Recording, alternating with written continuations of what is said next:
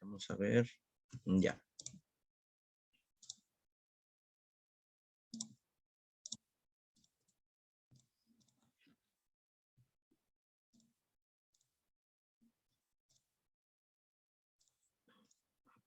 Bueno, como vemos entonces, el tejido sanguíneo es un tipo de tejido conectivo. Ya hemos hablado de un tejido conectivo que era el tejido adiposo.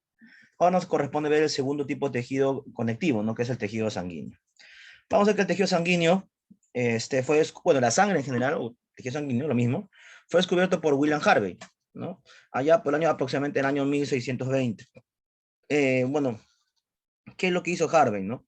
Bueno, Harvey logró descubrir que había un fluido, una sustancia, que viajaba bombeada por el corazón, ¿no? A lo que él denominó después como sangre. Sabemos también entonces que la sangre es un tipo de tejido conectivo, ya que presenta una consistencia líquido-viscosa, que va a circular por todos los vasos sanguíneos, los cuales van a ser impulsados por el corazón, ¿verdad? Bueno, ahora, ¿qué característica posee el tejido sanguíneo? Primero, el volumen de sangre en una persona en promedio equivale al 8% del peso corporal, ¿no? Si, por ejemplo, tú pesas, no sé, pues 60 kilos, el 8% sería pues 4.8 kilogramos de sangre, ¿no? En todo tu cuerpo que está repartido. Viscoso. Sabemos que la sangre presenta una consistencia viscosa, ¿no? Es 4.5 veces más viscoso que el agua, ¿no? Por eso la sangre es un poco espesa, digamos así. Por ende, su fluidez es mucho más lenta que el agua, ¿no? Porque es más viscoso.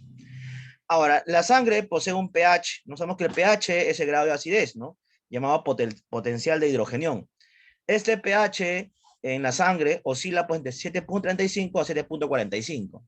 Recordamos pues que normalmente el pH oscila de 0 a 14, ¿no? Y el pH neutro es un pH de 7. Entonces, si te percatas, el pH de la sangre es casi neutro, ¿no? Es un poquito alcalino, ¿no? Porque más que 7 es básico o alcalino. Y menos que 7 es ácido, ¿no? En este caso nuestra sangre es alcalina. Sí, bueno, pero ligeramente alcalina porque es por poquito nada más, ¿no? Es un poquito alcalino. ¿Cuáles son las funciones de la sangre?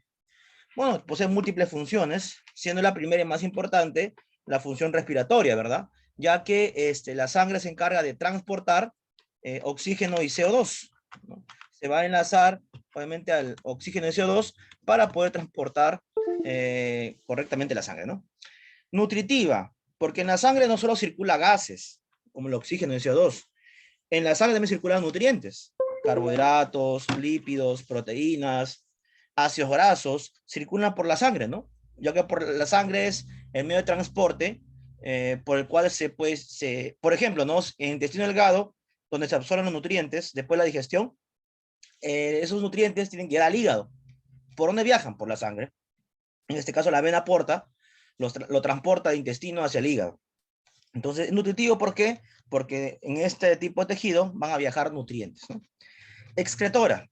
Si es cierto también, la sangre también es posee función excretora, ya que sabemos que las venas van a drenar la sangre, ¿no? La sangre contaminada, donde hay sustancias de desecho, que luego serán filtrados por el riñón y bueno, ya luego expulsados al exterior del cuerpo. Defensiva, ya que en la sangre está contenido por los leucocitos, ¿no? Los glóbulos blancos encargados de destruir y combatir a cualquier agente patógeno, ¿no? Que invada nuestro organismo. Termorreguladora, también porque van a transportar el calor hasta la piel, ¿no? Y luego para su posterior disipación. Y por último, la hemostasia, ¿no? La hemostasia significa, digamos así, es el mecanismo por el cual se va a evitar la pérdida de sangre. Vemos aquí claramente que hay 6 funciones importantes del tejido sanguíneo. Ahora, ¿cómo está conformada la sangre? ¿Cuál es la composición de la sangre? La sangre está compuesta por dos componentes, el plasma sanguíneo, o sea, plasma, y los elementos formes. Cuando hablamos de plasma sanguíneo, hablamos pues de la consistencia líquida de la sangre, ¿correcto? Ahora, este plasma está conformado por proteínas, por agua y otras sustancias más. Con respecto a las proteínas, ¿qué proteínas hay en la sangre? ¿No? Bueno, está la albúmina, ¿sí? Las globulinas y el fibrinógeno. El agua, ya me han puesto ahí, equivale al 91.5%. O sea, del 55% del plasma, 91.5% es agua. Y otras sustancias restantes que equivalen al 1.5%, pues son algunas hormonas, vitaminas, iones y otros componentes más. Con respecto a los elementos formes, existen 3 células sanguíneas, ¿no? Los glóbulos rojos, los blancos y las plaquetas. Los glóbulos rojos, ¿sí? Aproximadamente por cada microlitro de sangre encontramos 4.800.000 a 5.400.000 glóbulos rojos, ¿no? En glóbulos blancos, de 5.000 a 10.000, ¿no? Y las plaquetas de 250.000 a 450.000, igual, ¿no? Por la misma cantidad de sangre, ¿no? Ahora, con respecto a estas células sanguíneas, que hemos dicho que son glóbulos rojos, blancos y plaquetas, ¿ya?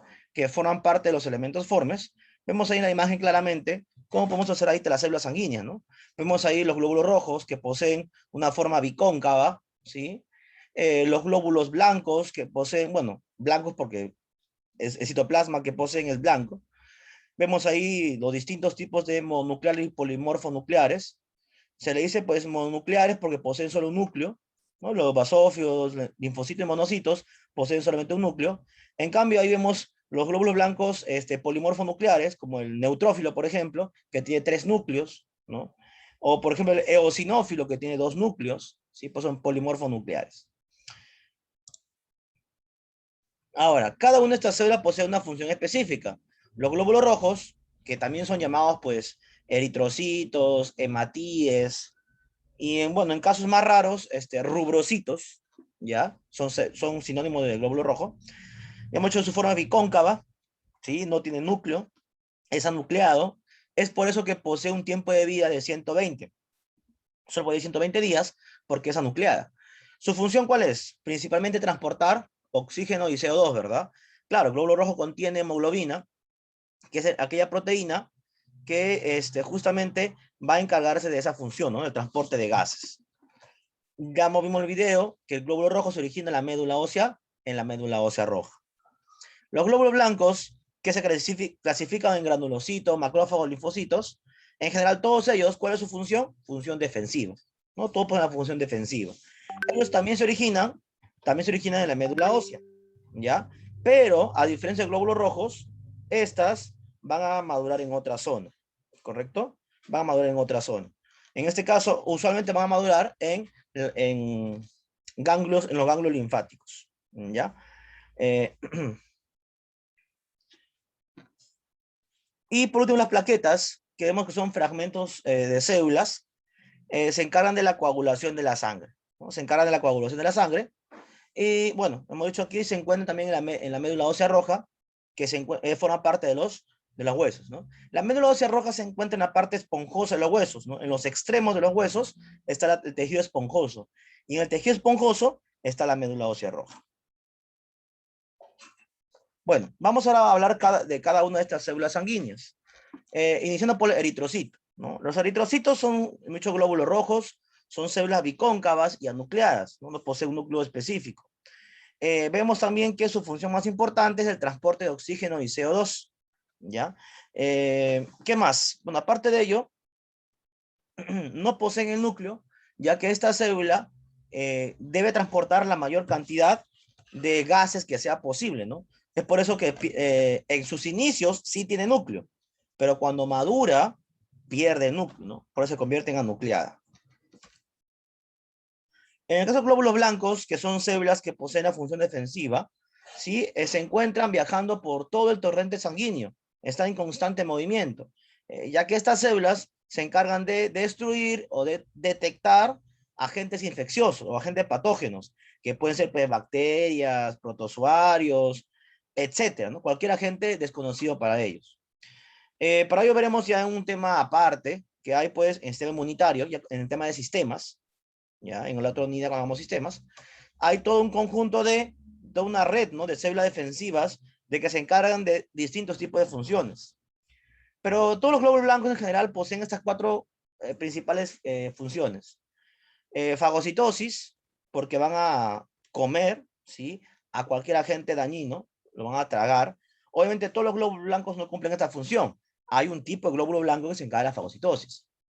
Diapedesis es la capacidad que tiene un glóbulo blanco para atravesar el tejido sanguíneo sin provocarle daño, ¿correcto? O sea, son las únicas células que pueden atravesar, en este caso el tejido sanguíneo, sin provocarle ningún daño. Como ves aquí en la imagen, ¿no? Como este glóbulo blanco está atravesando entre célula y célula del endotelio vascular, está atravesando sin que estas células se dañen, ¿no? Sin provocarle una ruptura, mejor dicho. Quimiotaxis es cuando esta célula defensiva detecta la presencia de un agente patógeno y comienza a producir toxinas, bueno, en este caso, citotoxinas, para poder destruir.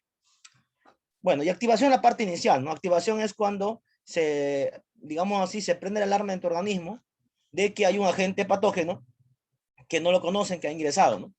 Y todo el cuerpo se enfoca en ese agente patógeno, ¿no? Las células defensivas que están en los vasos sanguíneos del cerebro, del corazón, del pulmón, todos se dirigen hacia la zona afectada. En los glóbulos blancos, hemos dicho que hay dos grupos grandes, los polimorfonucleares y los mononucleares. Los polimorfonucleares, que poseen más de un núcleo, los neutrófilos, por ejemplo, tienen 3 núcleos, los basófilos tienen 2, los eosinófilos también tienen 2, y los mononucleares sí que poseen solamente uno, ¿no? Ahí está pues todos los linfocitos, hay linfocito T, linfocito B, dentro de T todavía hay T8 y T4, los monocitos, ahí está, ¿no? Es solo un núcleo grande, pero es solamente un núcleo. En los organismos, cuando clasificamos en los polimorfos nucleares, vamos a ver que el más abundante de los tres, ¿cuál es? Los neutrófilos, ¿no? Son los más abundantes. Ellos se encargan de fagocitar cualquier sustancia extraña. O sea, ellos van al, digamos así, una acción defensiva en contacto. Sí, ellos se encargan de fagocitar, comer, mejor dicho, tragar a un agente extraño. Los basófilos son utilizados en la respuesta antialérgica. Ellos producen heparina o histamina, que son sustancias antialérgicas. Antialérgicas quiere decir que a tu cuerpo ingresa alguna partícula desconocida, pero que no es un organismo. Puede ser partícula de polvo o cualquier otra sustancia X que tu cuerpo no lo reconoce. Y como no lo reconoce, lo detecta como algo dañino. ¿Ya? Entonces el basófilo produce heparina e histamina, y estas sustancias son las que participan en las llamadas alergias, ¿no? Cuando hay secreción de mucosidades, etcétera, son, ¿por qué? Por estas proteínas que están acá. Y los eosinófilos, que son otra célula defensiva, también polimorfonucleares, que básicamente actúan en respuestas ante parásitos, principalmente parásitos. También alergias y en el asma, pero principalmente ante parásitos. Ojo, cuando hablamos de parásitos es un término general. Un parásito puede ser un gusano, un parásito puede ser una bacteria, puede ser un protozoario, ¿correcto? Parásito básicamente es todo aquel agente patógeno, ¿sí?, que va a provocar daño en nuestro organismo. Con respecto a las mononucleares, hemos dicho que habían dos grupos, los linfocitos y los monocitos. Los linfocitos son los más abundantes que los monocitos, ¿correcto? Ahora, ellos se encargan de la llamada inmunidad celular y inmunidad humoral. Como dije, esto lo hablaremos más a fondo en el tema del sistema inmunitario. Los monocitos, ¿sí?, usualmente son conocidos como macrófagos, ¿ya? Bueno, entonces, en general, ante una respuesta inflamatoria, ante una herida, obviamente que existen las dos líneas de defensa. Hasta consideramos 3 líneas de defensas. Se considera como primera línea de defensa las barreras biológicas y químicas de nuestro organismo. ¿Cuáles son las barreras biológicas y químicas de nuestro organismo? La piel, por ejemplo, el moco, la mucosidad de las fosas nasales, etcétera. Son barreras biológicas, es decir, son el primer filtro para que no ingresen microorganismos a nuestro cuerpo. La segunda línea de defensa son los llamados polimorfonucleares, el neutrófilo, eosinófilo y basófilo, ellos 3. Y la tercera línea de defensa, conformada por los linfocitos y monocitos, que son ya la última línea de defensa. Cuando ya la última línea de defensa no pudo destruir el agente patógeno, recién te enfermas, ¿no? Cuando ya pasó hasta al tercer bloque de defensa. Por último, están las plaquetas, también llamadas trombocitos, ¿no? Son fragmentos celulares, ¿sí? Son fragmentos celulares que su papel fundamental es la producción de fibrinógeno. El fibrinógeno es un tipo de proteína que luego se transforma en fibrina, y la fibrina es una proteína con capacidad de coagulación, ¿ya? Su capacidad es coagular la sangre, ¿no? Coagular la sangre para que no siga saliendo más, ¿no? Ante una herida o una hemorragia, se evite, pues, la pérdida de sangre, ¿no? Porque obviamente podría morir la persona si tiene menor cantidad de sangre de lo normal. Ahora, la vida media de un glóbulo, de una plaqueta, es entre 8 y 12 días, ¿no? O sea, cada 8 a 12 días se están renovando las plaquetas en nuestro organismo. Ahora, ¿cómo actúan las plaquetas para detener una hemorragia? Vemos claramente aquí en esta imagen cómo los glóbulos rojos están saliendo, ya que ha habido una fisura, ¿no? Había acá un daño, en este caso al tejido epitelial, y una rotura del vaso sanguíneo, y obviamente está que sale la sangre, ¿no? En el instante, ¿qué se hace entonces? Las plaquetas se van a viajar hasta esta zona y lo van a cerrar, lo van a taponear para poder detener la hemorragia, ¿no? Ese es el objetivo. Luego de cerrar esa zona, las plaquetas comienzan a producir fibrina en gran cantidad, ¿no? Y la fibrina es como un pegamento, ¿no? Tiene esa consistencia. Y comienza, ¿qué cosa? A cerrar esa zona que ha sido dañada, ¿no? Luego de ello, obviamente ya las plaquetas salen de dicha zona y solamente se quedan ahí, ¿qué cosa? La fibrina, ¿no? Que comienza a secarse. Pasado ello, las células muertas que han quedado en el flujo de la sangre son fagocitadas por leucocitos, es decir, se lleva a cabo como una limpieza, ¿no? Se limpia toda la zona afectada y luego se comienza a regenerar la piel, ¿no? Comienza a aparecer otra piel, en este caso, por debajo de la fibrina, por debajo de la fibrina. Luego de ello, ¿qué pasa? La fibrina cae, que es la llamada costra, cae la costra y obviamente aparece la nueva piel, ¿no? Que se regenera. ¿Qué es la hematopoiesis? La hematopoiesis es el proceso por el cual se van a formar los elementos formes de la sangre. Es decir, el proceso de formación de los glóbulos rojos, glóbulos blancos y plaquetas en la sangre. Es hematopoiesis. Y mucho que la hematopoiesis se lleva a cabo ¿dónde? En la médula ósea, ¿no? En este caso, en la médula ósea roja. Ahora, al momento del nacimiento, la hematopoiesis se realiza exclusivamente en la médula ósea, ¿ya? Aproximadamente después de los 20 años, la hematopoiesis solo se restringe en la médula ósea de ciertos huesos, principalmente los huesos planos y los huesos cortos. Bueno, vamos a rápidamente. Bueno, esto dejé como actividad, si me equivoco. Sí, esto dejé como actividad, chicos. Ok. Hasta ahí está nuestro tema del día de hoy.